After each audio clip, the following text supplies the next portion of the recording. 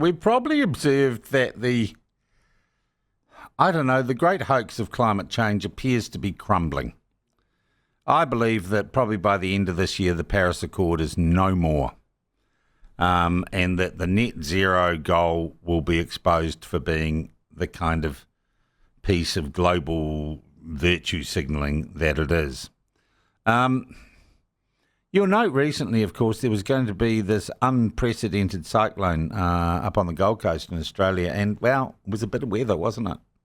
One person died, and what did you see, Ben? You saw some giant golf ball that got blown off or something, or a giant watermelon got blown off a stand? Just saying that storm and the cyclone, yeah. What was it called again? Cyclone? Oh, Cyclone Alfred. Lame-o. Yeah. It was a bit lame-o, basically, wasn't it? And I just think the trend amongst mainstream media for screaming that the sky is falling and convincing school children that they're all going to be burnt to a crisp and they shouldn't bother having kids, I think it's the tide's going out on that stupidity. But some of our biggest news organisations seem doggedly determined to continue spreading these falsehoods for as long as they can. None more so than Radio New Zealand. But Investigate Magazine's Ian Wishart has found and published a piece, and it's a long piece and it's worth the read. I'm not going to be able to recap the entire thing here, but he's found a wonderful, stunning example of, and I'm not going to mince words, the lies we are being told by some in the scientific community and our media about climate change. And to praise this story and push you towards it and talk about those who would keep telling us lies, we're joined now by Ian Wishart. Ian, lovely to talk to you again. Good morning, Sean. All right. Well, and we're going to go through this kind of praising. It's a great piece of detailed work you've done, but just bear with me. I need to keep it to the bare bones, and I want our audience to get excited about what you've written. First up, this goes back to a story published by Radio New Zealand about a supposed unprecedented heat wave in Hamilton this year. Yeah, it does. In February 13th this year, Eloise Gibson and RNZ published a story on Morning Report and online, basically saying that Hamilton had just experienced its hottest 10 days probably in history, certainly since the 1990s. February 13th, hottest in history. Jeez, that's a story? It is. It's a huge story.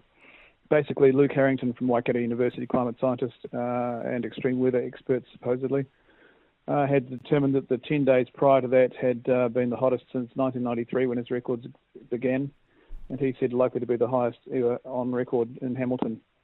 So that was a huge story. Well, hang on, Ian. You, I'm sure I have spotted that's a bit lame-o. 1993 isn't forever. No, it's not. And probably is probably quite a big word.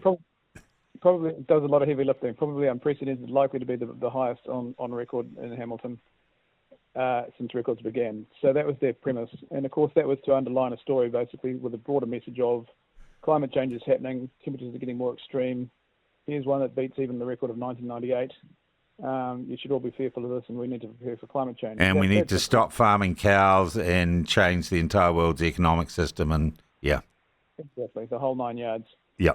So I decided that the gauntlet thrown down by Radio New Zealand and Luke Harrington was, well, perhaps the early records do show a hotter period. So I went digging. It took me 2 minutes, literally 2 minutes. If you enter the word Hamilton and then heat wave as two separate words into papers past, you end up on 1934, 1935, the massive summer heat wave.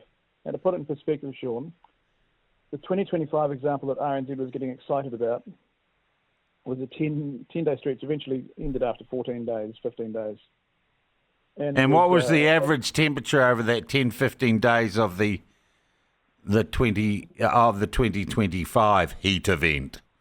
Yes, after 100 years of climate change and greenhouse gases and fueled temperatures, the record temperature from 2025 was 28.63 degrees Celsius was the average daily maximum temperature for 10 days. Oh, good Lord.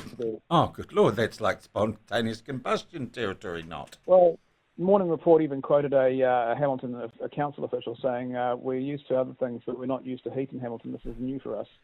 Of course, Okay, let's go back. I'm loving this. Let's go back to 1934 and 1935. And what did you find there?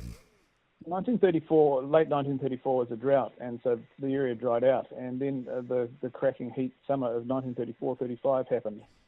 And Hamilton happened to have a record temperature of all time in those days. It was hit 35.6 degrees Celsius, and it's a massive temperature for Hamilton. But the end of it was between 15th of December 1934 and 20th of February 1935, effectively nearly a 60 or more than a 63-day stretch. But there was a 63-day stretch at over 27 degrees Celsius, so the temperatures are extremely high. So it's 7 degrees higher back in 34, 35. The maximum was, yeah. I mean, that was a side show in terms of NIWA says that Hamilton's record is 32.9, but in actual fact it hit 35.6. All right. But the point is that this 11 or 14-day heat wave from 2025 was compared to a 63-day heat wave in Hamilton in 1934, 1935. So it's 4 times longer. Now, Ian, because you're a good guy and you're a long-time journalist, I presume you contacted Eloise Gibson and maybe Luke Harrington, and you said, "Hey guys, hate to break it to you, did a little bit of fact-checking. Your story's wrong. No problem. Indeed. No foul. Just correct it, right?" Indeed, I did, and I even gave them the option of having the exclusive on explaining it and clarifying it. And what was their response to your helping hand? Nothing to see here. Luke Harrington from Waikato University, who's one of the senior climate research professors, begrudgingly conceded that perhaps his 2025 figure wasn't the record that he thought it was. But nonetheless, he says it doesn't change the broader messaging that climate change is going to make things more intense and more hot. Well, is he a PR person or is he a scientist? Because a scientist publishes facts and a PR person looks at broader messaging. Well, that's the question. And the key thing about this whole story is that the long duration of the heat wave in Hamilton in 1934-35, 4 times longer than 2025's example, was actually also 4 degrees hotter. Now, to put this in perspective, Luke Harrington and Eloise Gibson at RNZ had been very excited about the fact that the 2025 figures that they'd dug up were a fraction of a degree hotter than 1998, the record. So they were saying the record has been shattered, or Eloise was saying that on RNZ. The record's been shattered because it's a couple of fractions of a degree hotter than the record from 1998. When you put 1935 into perspective, the 10 days in February 1935, the temperature was 32.66 degrees Celsius. It was 4 degrees higher, 4 whole degrees higher than 2025. And you told them this, and Luke Harrington goes, mumble, but it's all about the big message. It's all about the spin. Did Eloise Gibson ever get back to you? Yeah, we had an email exchange. She just basically said, well, I'm confident in Luke's response that he's answered all the questions and therefore there's nothing, we don't need to change anything. The point that I made to RNZ, and particularly to Paul Thompson, the chief executive of RNZ, is and editor-in-chief, I think he is as well, yeah. When you broadcast a story that says that Hamilton has likely experienced its hottest 10-day stretch ever since records began, and then you get presented with evidence showing that it was actually dwarfed by a 1935 You correct heat wave. the story or you withdraw it, and you apologise for getting it wrong. It's not the end of the world, but you do that. Exactly, and RNZ refused to do it, and it went against the editorial policy. Now, ironically, Paul Thompson, the chief executive... Is there editorial policy not to tell the truth? It seems to be. And the man who wrote it is the man who made the decision to hide the details, in my view. I mean, he was copied into the questions. I rang his office. It was quite an exchange. I've never actually spoken to the man. But RNZ came back and said, we're not changing the story, basically.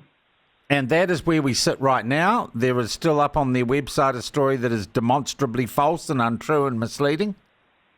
Yeah, it is utterly untrue and misleading, and this is the problem. You know, it's like the emperor has no clothes, and even though you point out the emperor's naked, he still dances around the street.